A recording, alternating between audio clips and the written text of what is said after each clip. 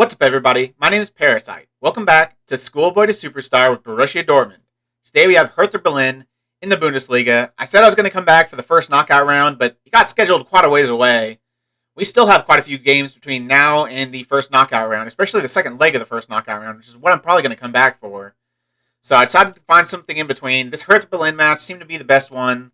I don't know if we've played Hertha Berlin on camera in a while, so I thought that would be pretty cool. Plus, they're doing pretty well, 6th place. Just a few points and a game in hand off of 4th place. So hopefully they don't move to 4th place with the result today, because that would mean they beat us, and we don't want that to happen. We currently sit 7 points clear of Bayern Munich, but we have a game in hand. We have a just ridiculous goal difference, plus 56 through 19 games. Bayern have plus 23. We are just destroying this league. Everything is going pretty well. A couple injuries, but we're still fighting through it pretty well. Since I last saw you for this Barcelona match, we then played Bayern Munich in the very next match, and we beat them 4-1. We have just handled Bayern the last 3-4 times we played them. We have absolutely dominated them. And we did it again. It wasn't the most dominated performance. It was 1-1 at halftime.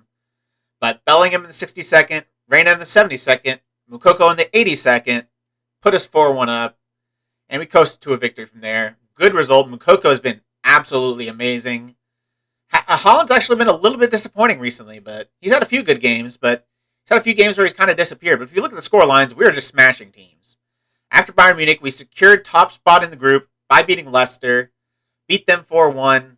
Papetti scoring in the 3rd minute, Sancho with a goal, Moukoko with another goal, and Chan getting a late goal to guarantee it. Just a very comfortable victory. Then played Gladbach and beat them 4-1. Holland with a hat trick. So this is one of the games where he stepped up. He got a hat trick this game. Moukoko's still getting a goal, though. He's scoring in almost every single game. Then played Hoffenheim, beat them 3-0. Sancho, Collins, and Yusufa Moukoko, surprise, surprise, scoring another goal. Then Werder Bremen 6-0. The best result of these series so far, because Werder Bremen aren't a terrible team. They're not great. Maybe the Schalke result's a little bit better, because they're doing a little bit better than Werder Bremen are. But 6-0. Moukoko, of course, getting a goal. Holland with a brace. Bellingham with a brace. Demir getting a goal. So that was good to see. Then the Schalke match, fierce rivals, smashed them 5-1. Moukoko with a brace. He has scored in every single game. Did he score in this Leverkusen match? Of course he did. He has scored in every single game since that Barcelona match. Reina's the only one to score there, but he's scored in every game since. So he's been on fire. He scored a brace. Holland with the goal. Sancho with the goal. Papetti with the goal. Then Leverkusen 3-1. Not the most convincing, but still 3-1's a pretty good result for your average team. And it's just a little bit low compared to what we've been doing. Like, we've been beating teams 6-1, 4-0, 7-0, 6-0, 4-1, 4-1, 4-1. We had 3 4-1s in a row. But we beat Leverkusen 3-1. They're a decent team, too. So that's actually, I say that. They're a decent team, but they are on a terrible run of form. They are they're close to the relegation spots. They are not doing well. So we beat them 3-1. It was 2-0, but Tammy Abraham scored, but Yusufa Moukoko in the 88th minute put us beyond reach. So that was good to see. But next we have Hertha. Before we get to that, I said we went through a transfer window. Some transfers have happened. So if we go to transfers, transfer history, let's start with the outs. A few players have left just on loan. Andre Bankovich is a youngster that joined at the club this, I believe, the very first season. A pretty high potential center back option. He needs more pace. But he's got decent acceleration. But 6'3", he's a big boy with some good heading, good jumping reach. So he's a good aerial presence. He could be something next couple years. So loan him out to Hanover to be a starter in the Bundesliga. So that's pretty good. Ferrai, just a youngster. Same with Araujo, just a 3-star youngster potential that we just loaned out. Arezzo, he's not really developed as much as I'd hoped. He's one of the first signings we made for $1.8 million, and he's not really gotten much better. He's only got 3-star potential now. He had like 4-star when we signed him. He's just an average player. So maybe we'll get a little bit of profit for him, but I don't expect much. The biggest sale, the only sale, Mateo Mori has left to Hoffenheim for $21.5 million. He was upset with his game time. He wanted to play more. He wanted to leave the club. And I had options there. We have a youngster, Michael Fife, who looks pretty dang good. He might be as good, if not better. And he's 18 years old with a lot of potential. Maury's not going to grow anymore. He already hit his cap, so I decided to sell him and make Michael Fife my new third string right back. I just didn't want upset players at the club. Same thing for Emmanuel Akanji. He was upset with his game time.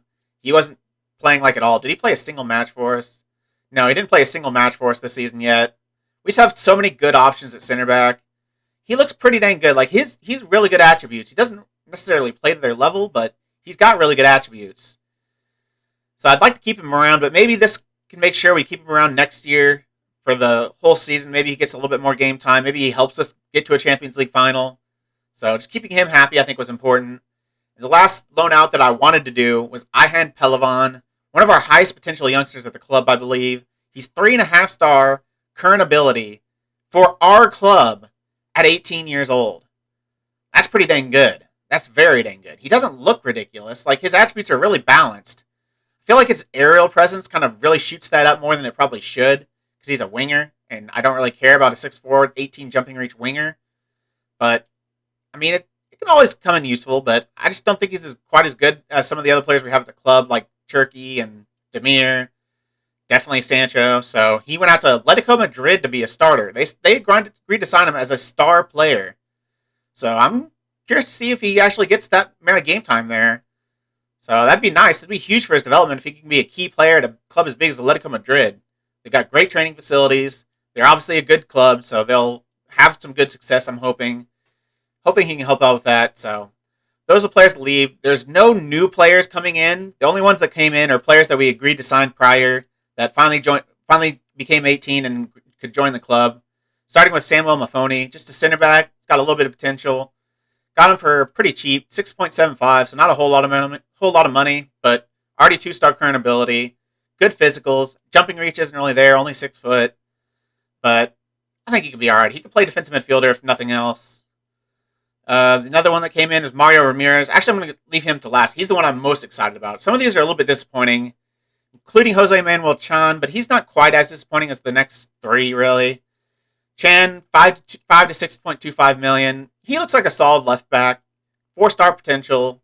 Really physical. 15 pace, 15 acceleration, 15 tackling, 17 teamwork. Really good mentals. So I'm happy with Jose Manuel Chan. He might not have the most crazy potential, but I think he could be a useful squad player. The ones that weren't super good, Luka Buzic, 3-star current ability. He was like 4.5-star when we signed him. He's not developed at all since we signed him, and looks like he's going to be a nothing prospect. Probably going to lose money on him. Paid $2 million. He's already valued higher than that, so maybe we can make a little bit, but he's only going to be good enough to sell on for a profit. Hopefully a profit.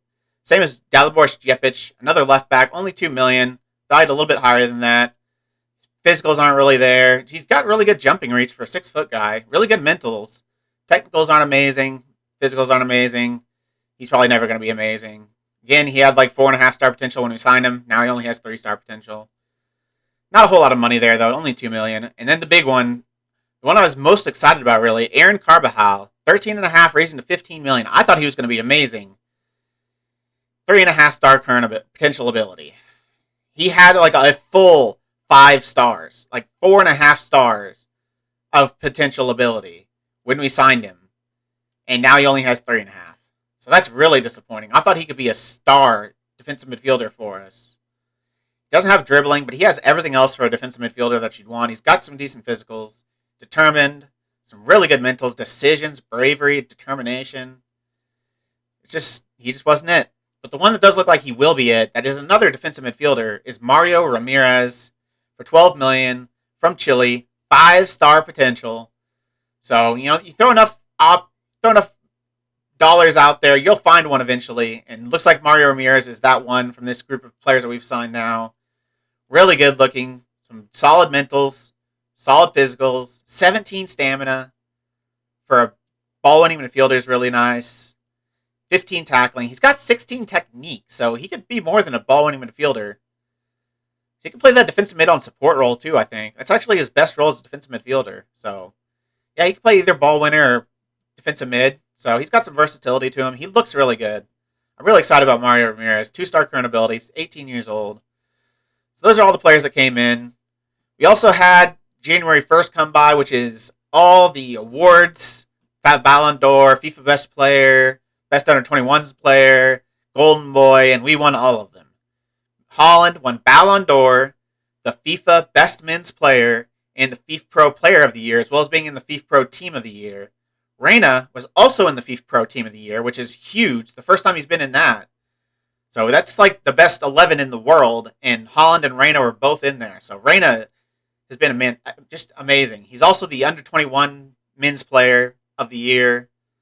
So FIFA best under 21 men's player. That's what it is. So yeah, he won that as well. So that's really good to see. He's the best under 21 in the world. He's one of the best midfielders in the world. He might be the best midfielder I've ever used because it seems like every game he always has the highest rating. Unless a striker scores a hat trick, even sometimes then, he'll have the highest rating. He has 16 assists on the season already. He's just crazy good. And finally, for Golden Boy, Moukoko did win it for the second straight year. So if we go to European Golden Boy, it's all Borussia Dortmund. Golden Shoe, Golden Boy. Moukoko, Gio Reyna won it the first year. Last year's has been Moukoko, both years. And he's actually been even better this year than he was last. Through 3 less games played, he has the same amount of goals and 2 more assists. He is so good. Best player in Europe, Erling Haaland for the second straight year. Golden Shoe, I think, was Erling Haaland for 2 straight years. So he's just killing it. Erling Haaland is absolutely killing it. So we've got pretty much every award that you could get. We got it. So that was pretty cool to see. But now we have Hertha Berlin. It is at home, and we've been playing really well, so we do have a couple injuries. Eduardo Camavinga has a calf strain. He's out. Lassie Reedsgard is just a youngster that actually is 3-star current ability right now. He's developing really well. I don't think he's a striker, but he's also right-footed, so I guess he can play that trequartista role. That's probably going to be his best role, even though he only has 10 passing. But everything else is so good. Like he's got some amazing mentals, some amazing physicals. 12 strength for a guy that's 5'7" is pretty impressive. And the acceleration, agility, balance combo, so good. Just his finishing lets him down, his passing lets him down. He just has no end product, no crossing. He just doesn't have an end product. So I don't know how good he'll be. He's got 5-star potential, so he could grow even more. Maybe he could get that finishing up 13, 14, and then he could be really good. Same for his passing. So we do have another injury. Erling Haaland has a broken wrist. He's playing through it. He's a little bit tired today.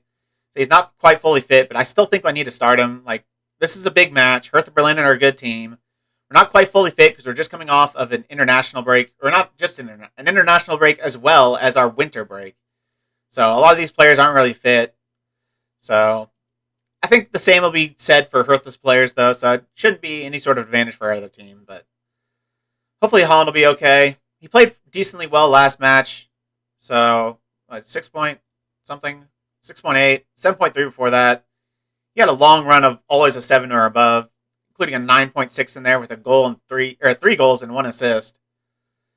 But let's look at Moukoko's. Just goal after goal. If we look at his form, just goal after goal after goal. Before Barcelona, he'd scored a hat trick. Didn't score the game before that. Look how much he's scoring. He only has gone 2 games without scoring once against Eintracht Frankfurt and Leicester. Every other game, he's never had 2 games in between. He's had one where he didn't score for Leipzig, one where he didn't score against Barcelona. Scored in every single match since, including some braces.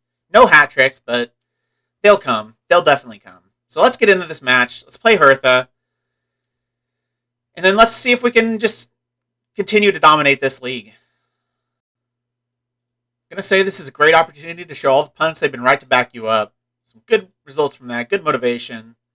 Everyone's motivated. Yusuf Moukoko, motivated. That's a good thing. Especially if him and Haaland motivated is just game over for the other team. If we can have both of them playing well for the rest of the Champions League, that's where they really fell apart.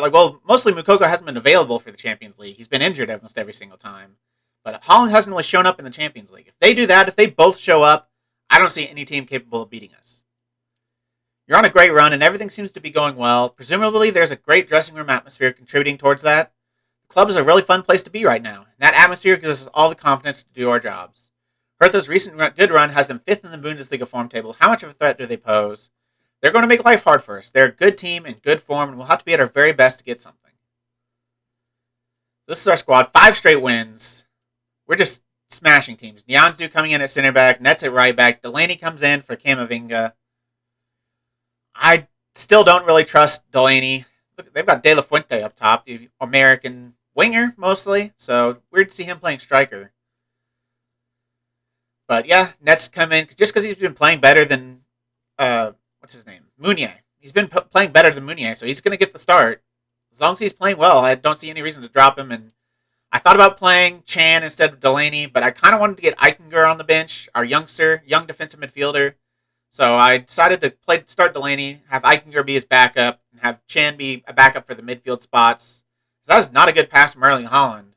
Can't really blame a broken wrist for that either. That's just, I mean, maybe he had a broken foot, but that's not quite the case. I'm glad that's not the case because that would be terrible because we would just be screwed without Erling Haaland. Moukoko could do a pretty good job by himself, but we don't really have a third option there. Like Sancho, Haaland, Moukoko, all amazing. No one else that we've given a chance to has really impressed me that much. Caio Jorge, Cherky, Demir, none have really impressed me. So, yeah, I'm still looking for that fourth option. We just need one of these players to develop into. Maybe Ayhan Pelivan will be that option next year. I don't know. We haven't really given him a lot of game time, so I can't really say, but I think the little game time he has played, he wasn't that good. And we were not good that half. 7 shots, 3 on target for Hertha. We were outplayed by Hertha Berlin on our own pitch. I'm going to thrash my arms. I'm far from pleased. That is a terrible performance. Moukoko not showing up. Haaland not really showing up. Reina not even having a 7+. That's rare. Reina seems to always have a 7+ in every single match he plays. His average rating has been just ridiculous this season. He seems like he's getting 8s with consistency. And that's really hard to do. This is a pretty strong Hertha Berlin squad. They always have a lot of money to throw around. They spent like $130 million on Pedro Neto. Is it Pedro? No, Neto, whatever his first name is. They spent $130 million on him. That's a lot of freaking money. Considering our biggest signing since we started this save has been like 30 million, I think, is our biggest signing. So that's a lot of money. But I think we can compete just as well, even without spending all that money. We nearly have a couple chances. Ball just doesn't quite fall for us. We need to do something. We've had a better second half. I'm going to go attacking. I'm going to demand more. We've had a better second half to start, but we're still not getting our shots on targets. Our strikers just aren't showing up. Haaland's tired, not playing well. Nianzou heading it straight to Dragowski. Reina is playing well. He's finally got above his 7. He's almost guaranteed to get it every single game, but he's up there now. Bellingham threw on goal. You got to score that. You have to score that. And Jude does. That is the difference about some of our players this year. They are scoring the shots. They have to score. Like, that isn't just such a good opportunity. You can't miss that. And none of our players really do. Like, all of our players that are anywhere near that position seem to always score it. And a good, not the craziest of finish, but a solid finish by Bellingham. Did what we needed to do. So let's go back to balanced. Considering taking off Haaland, he's not played particularly well. He's got that injury. He's tired. Bellingham and Reina have both played well, so I don't really want to take them off. Do I bring on a winger or do I bring on Caio Jorge? I think I want to bring on a winger just so he can help out a little bit defensively because having those two strikers, they both kind of stay up front whenever we're in a defensive phase. So I'm going to move Moukoko to the middle as an advanced forward. I'm going to bring on Ran Cherky on that left-hand side. Delaney might be coming off here soon. Maybe give an Eichner a run out. I'd rather we have a 2-goal lead before I trust Eichner to come into this game. He's still 18 years old, still young, still hasn't played much first-team football. That'll work. Gio Reyna, ask and you shall receive. I wanted a 2-0 lead. Gio Reyna gave us a 2-0 lead. Now Thomas Eichner's coming on. I want to give him as much game time as possible. I think he's going to be our number 2 next season. I think he's going to take Delaney's spot as the number 2 on the bench. He's homegrown. His attributes look pretty good. He's developed a lot since this beginning of the save. And, I mean, I don't know.